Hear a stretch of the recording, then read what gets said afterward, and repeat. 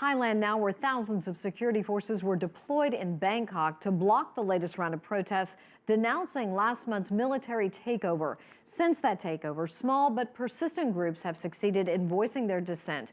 This has frustrated the army, which has tried to shut down the protests already. Our correspondent Tony Cheng filed this report. Dissent will no longer be tolerated, say the military junta who now control Thailand. And as social media called for protests on Sunday, the security forces prepared to crack down. Law and order is to be imposed at any cost, say the generals, and several of Bangkok's largest malls shut down as protests were anticipated in 8 areas across the Thai capital. This is likely to be the new reality for the most visited city in the world. If we find the information that the protest will come or will do something, we will to do this.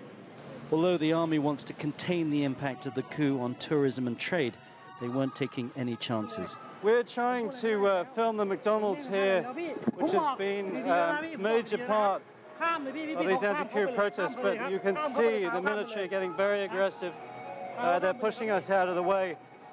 But this is a David and Goliath struggle, and the protesters just sidestepped the obstacles in their way. Outside another shopping mall, amongst the throngs of visitors, a silent few stepped out from the crowd. A hand across the mouth to indicate censorship, a 3-finger salute for freedom, brotherhood and equality. There weren't many, no more than 100, but they clearly weren't afraid.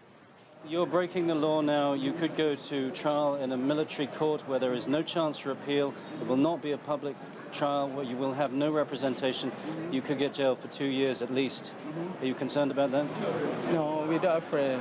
We try to protest in peace, and we try to protest in the way that is not against the law.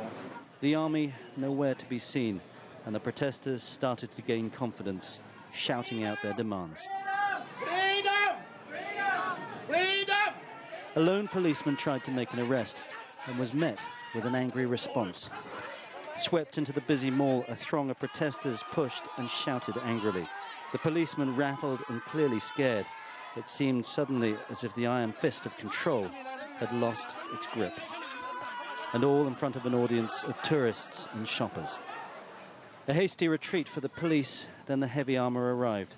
Troops and Humvees with heavy caliber machine guns. It wasn't long before order was restored, but the protesters held the upper ground. And with these hit-and-run tactics, it'll be hard to keep them quiet. Tony Cheng, CCTV, Bangkok.